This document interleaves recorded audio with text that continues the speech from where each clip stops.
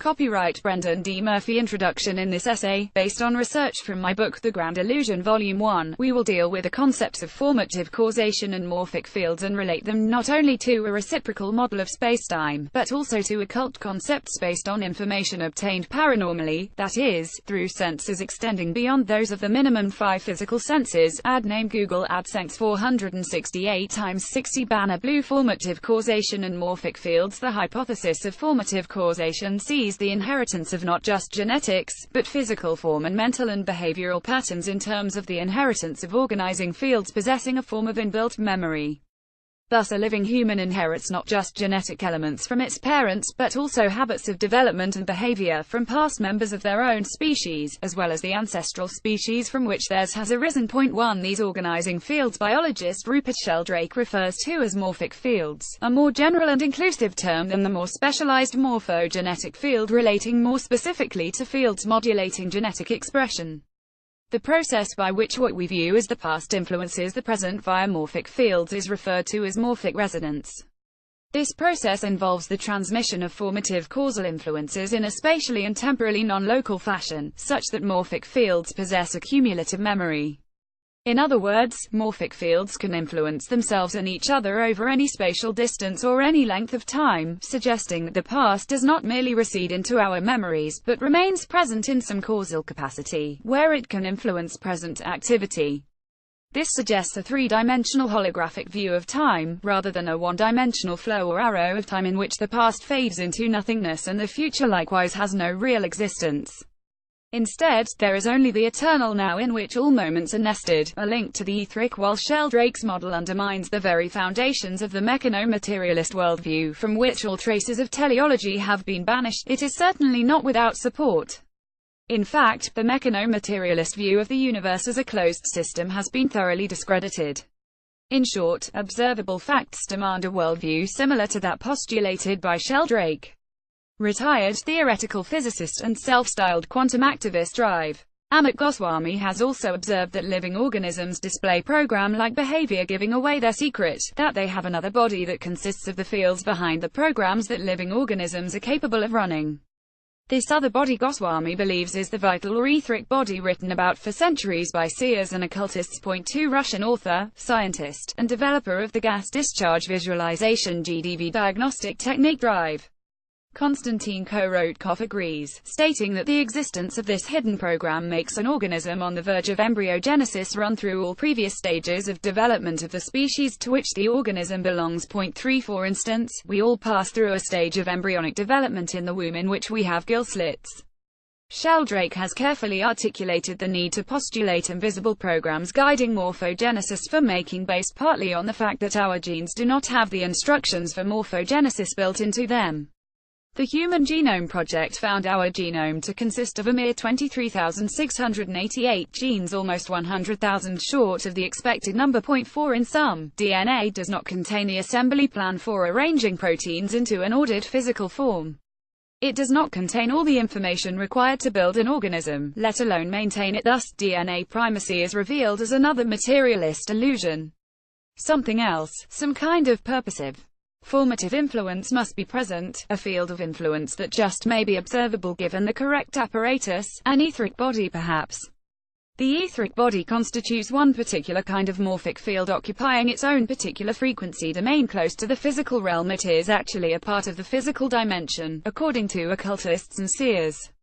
According to independent researcher and writer Tom Montauk, processes that seem mechanical and predictable on the large scale have their origins in quantum jumps that are neither predictable by physical science nor controllable by purely physical means.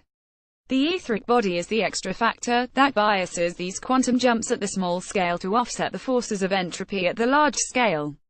Thus, the etheric body is an energy template that biases the probability of acausal biological events to produce ordered and intelligent life. Point 5. This formative field is made of what the Hindus have known for millennia as prana Sanskrit, and what the Chinese call chi. In much occult literature, particularly that of theosophy, the etheric body is referred to as the etheric double, a duplicate of the physical body in every way, though existing in a higher frequency domain invisible to normal human vision. Like Sheldrake's morphic fields, the etheric body operates probabilistically rather than deterministically and mechanically. If the etheric realm can be thought of as an inverted reciprocal or mirror counterpart of ours, where time in fact runs backwards in some sense, then it would act as another influence biasing probability by pulling on the physical from what we think of as the future. Point 6. Likewise, Sheldrake grants the possibility of this backwards through time dynamic for morphic fields, even though they simultaneously become increasingly conditioned by the past with each moment, becoming temporally self-similar non-locally through time. Paradoxically, morphic fields behave as if goal-directed, seemingly being pulled on from the future to achieve a specific end, simultaneously being influenced by the accumulated momentum of their own species history, along with their own individual history. The habitual operations of morphic fields for physical organisms have an etheric basis because repeated behaviors set up a type of momentum in the etheric plane density that biases probability towards continuation of that behavior. In Sheldrake's model, morphic fields are shaped and stabilized by morphic resonance from previous similar morphic units, which were under the influence of fields of the same kind. They consequently contain a kind of cumulative memory, and tend to become increasingly habitual. Point 7. Through the eyes of Asir is noted, the notion that etheric fields lie behind the morphogenesis of physical organisms is gaining popularity and scientific plausibility, not least of all because of the modern technology that allows us to photograph electromagnetic effects created by these fields. Point 8. Author and researcher J. Alfred has written of the role played by the etheric body, a bioplasma field. In this context there is mutual affinity between the bioplasma and physical biomolecular bodies. The bioplasma fetus wraps around the physical biomolecular embryo while undergoing an accelerated morphogenesis relative to the physical biomolecular embryo. The physical biomolecular body therefore is cued by the etheric bioplasma body, which acts as an electronic matrix and a time-resolved hologram that guides its development. Point 9. Emphasis added to Alfred, biological evolution could not have occurred on Earth without the aid of subtle bioplasma bodies interacting with biochemical fields via weak electromagnetic EM fields. It is their interaction with and/or creation of EM fields that allows us to partially photograph subtle bioplasma bodies with specially designed equipment, as detailed in TGI 1. Having identified the importance of the plasma-like etheric morphic field in morphogenesis, we have solved only a part of the mystery. Obviously this scenario begs the question of the origins of etheric fields, and this is where we are forced to dive deep into the proverbial rabbit hole in search of answers. Occultists and seers have brought a great deal of insight to us over the years regarding the multidimensional nature of man and his universe, insight that has been overwhelmingly shunned by a somnambulant scientific community addicted to a thoroughly reductionist epistemology, and an ontology vigorously opposed to seeing a conscious and living universe for what it is. The work of Barbara Brennan, a former atmospheric physicist who now writes, speaks, and works as a clairvoyant healer and is the founder of the Barbara Brennan School of Healing, is of particular relevance to the concept of morphic fields, and takes the theoretical work done by scientists like Sheldrake deep into realms obscure to almost all other scientists who lack the necessary psi faculties to access them. Based on her direct clairvoyant observations, Brennan offers a map of the human being that includes in ascending order a physical body, etheric body, emotional body, mental body, etheric template body, astral body, celestial body, and causal body, plus 2 more beyond this that we need not concern ourselves with here. Notice the presence of an etheric template body, which is higher in the scheme of things than the etheric double, which we have spoken of thus far. This body is a higher dimensional template for the lower dimensional etheric body, which, in truth, appears to be part of our space-time reference frame, and is generally considered to be physical in nature, though of a subtler, harder to perceive physicality than ordinary matter. What is the nature of this etheric template body then? Brennan states that this is the blueprint of the perfect form for the better-known etheric field to take. She compares its appearance to the negative of a photograph. This toroidal field consists of a matrix of clear transparent lines in the 3D form of a human body on a cobalt blue background of solid space, similar to an architect's blueprint.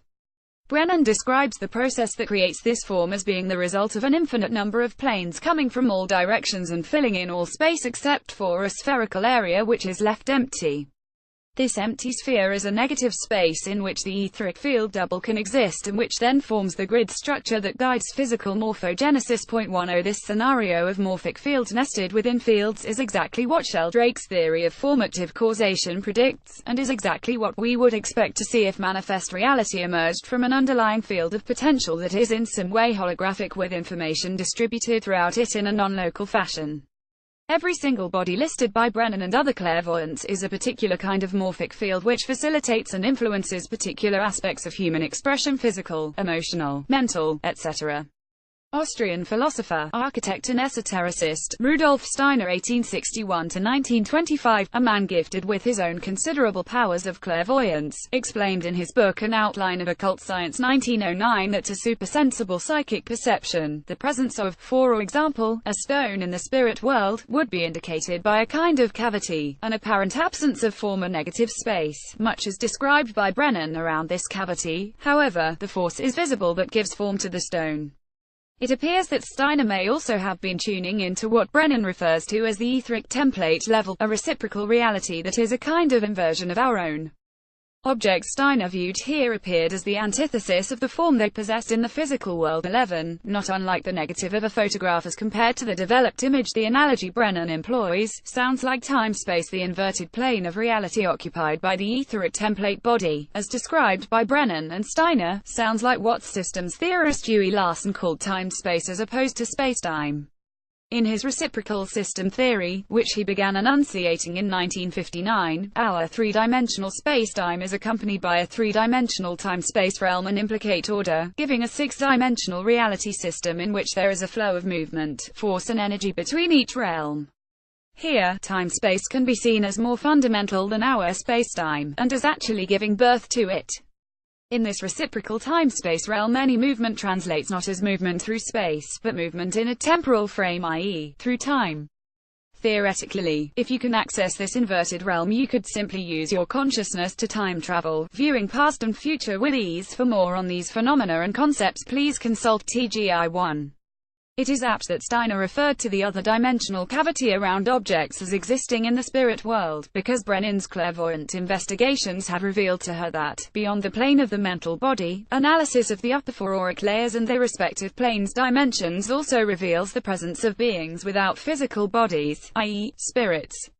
She states that these higher realms are experienced during sleep, but not remembered upon awakening. 12.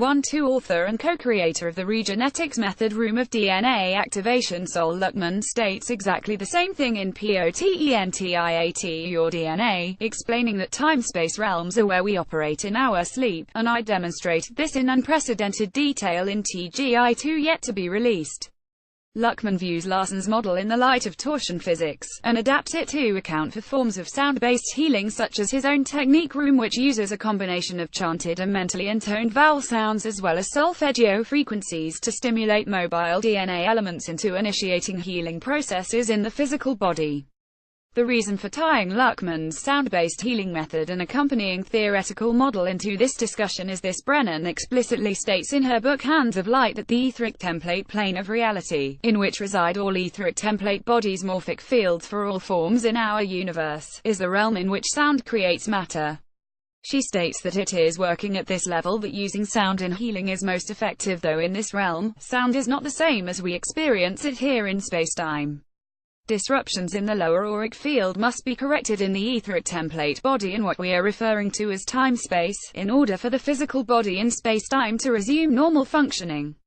Similarly to Brennan, Luckman, who also refers to time-space as the sound domain, writes that a tried and true way to pursue genuine healing and transformation is to work with sound, because sound is capable of accessing and changing the sound domain. 13. The realm in which the morphic torsion field known as the etheric template body resides. In Luckman's modified Larsonian model, time-space sound domain is where sonic torsion fields weave the templates for our bioenergetic tapestry. Brennan's visual renderings of the etheric template body existing in its own sound domain reveal a fundamentally toroidal morphology. It is a rotating and self-perpetuating standing wave, in other words, essentially a vortex. The biological mechanism through which Luckman discovered that sound could apparently initiate transformational activity at what we are identifying as the etheric template level in time-space sound domain is our very DNA, though we might note that ordinary sound in spacetime can likely directly harmonically affect the auric layers. Specific vowel sequences plus sound frequencies from the solfeggio scale can literally initialize a transformational action at the most fundamental microbiological level. It seems that DNA is an interdimensional doorway which can modulate sound here in our spacetime into its time-space sonic equivalent to modify the etheric template body along with the etheric double and physical body in our spacetime. Brennan also reveals that she has clairvoyantly observed that specific diatonic tones have a direct and immediate impact on the chakras, and can quickly correct dysfunction in them. Please note that since the etheric template body is itself derivative of and contained within the higher causal body template which retains past life thematic information, including, for instance, energetic remnants of major wounds previously acquired in other lives, to permanently heal specific maladies stemming from injury in a past life most likely requires accessing the causal body. The fourth and final stage in the regenetics method, transcension, appears to affect this level of our being. Luckman refers to it as the spiritual subtle body, as do some clairvoyants. Tripartite truth. Sheldrake, as a biologist in search of ultimate causal beginnings, turned to the eminent physicist David Bohm's concepts of the implicate order, explicate order, and the fundamental ground behind them both, a sort of dynamic hologram from which they both emerged, which he termed the holo movement. The implicate order may be equivalent to Larson's time-space from which the explicate order our space-time unfolds or emerges as it self-organizes into being. It is characterized by a non-local flavor, an unbroken wholeness. The concept of spatial orientation or distance here is more or less meaningless, since Larson's thesis has it that you now exist in a temporal reference frame, not dissimilarly to Bohm's model. Occultists tell us that here you can travel anywhere instantly simply by using intention, which is exactly what thousands of near-death experiences without backgrounds in esotericism also tell us. The holo movement, the unit of ground underlying both of these reciprocal realities, is known by yogis and other mystics as Brahman, the Absolute, God, and so on. In this model, any event or entity from our relative world of form in spacetime explicate order is an abstraction from an unknown and undefinable totality of flowing movement, the universal flux which Bohm dubs the holo movement. 14. This fundamental ground is primary, self-existent, eternal, infinite, beginningless, and changeless, at least insofar as we think of change, and it carries within it both relative realities of time-space implicate order and manifest spacetime explicate order. It is possible to experience this infinite holographic consciousness, and my own major non-dualistic mystical experiences seem to match reasonably well with Bohm's concept of the holo movement. They certainly don't match the time-space idea, wherein sense reception and therefore subject-object awareness, duality, can still exist, albeit in modified form. 15. Thus, we now have a Trinitarian holistic view of ourselves and reality at large. Luckman provides a useful schema for visualizing this thesis. Figure 1.16. In the top tier we have primary non-dualistic consciousness, the absolute Brahman God. The infinite in the second tier is Larson's time-space or Bohm's implicate order, where spin dynamics operate in the sound domain, a sonic torsion domain to then create known light and matter in the explicate order light domain of our space-time. Third tier.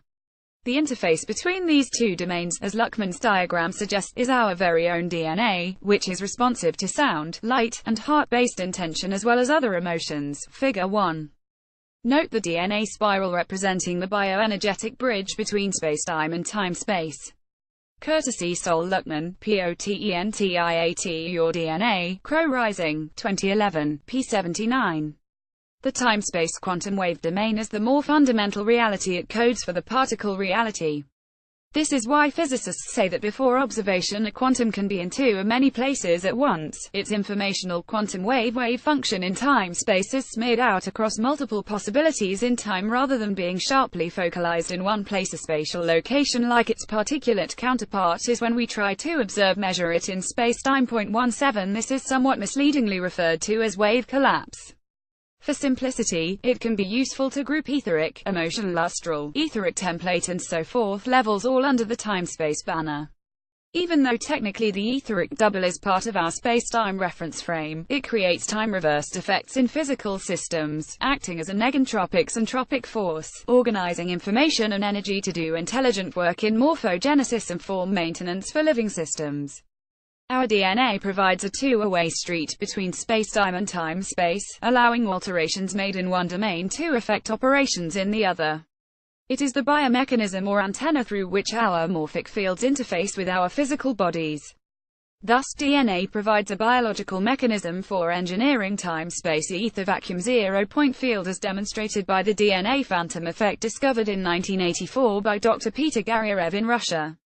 It is only logical then to expect the various forms of mind-matter interactions which have been documented in parapsychology and psychical research thousands of times over again, tangents we lack space for here, but which are heavily documented in TGI-1, since both mind and matter emerge from a common ground of holographic, non-local consciousness and are both expressed by non-linear scalar forces at fundamental levels. Conclusions: Sheldrake's theory of formative causation is readily subsumed by, or at least reconciled with, both Dewey-Larson's reciprocal system theory as well as theosophical perspectives and/or the perennial philosophy. In discussion with Sheldrake, David Bohm was able to harmoniously work morphic fields into his own tripartite model paralleling Larson's, 18, the latter of which Luckman has built on and adapted to elucidate on his regenetics method. What we have done here in this article is link these ideas with sound-based healing and credible clairvoyant data to identify one particular morphic field's role in morphogenesis, form maintenance, and a likely role in Luckman's revolutionary healing and transformation modality. That morphic field, which is the template for the well-known etheric subtle body targeted by the first DNA activation in the regenetics method, is what Brennan identifies as the etheric template body occupying its own inverted sound-based time-space realm, a sonic torsion domain.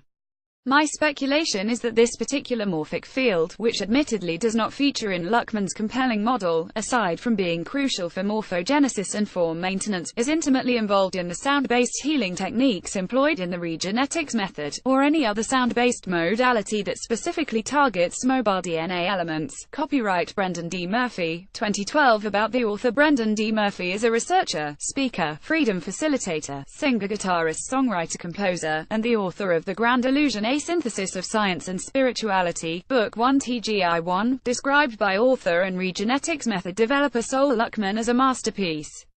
Brendan is also a certified psych facilitator, a certified DNA potentiator. Potentiation is the first DNA activation in the regenetics method and has received formal F training levels 1 and 2.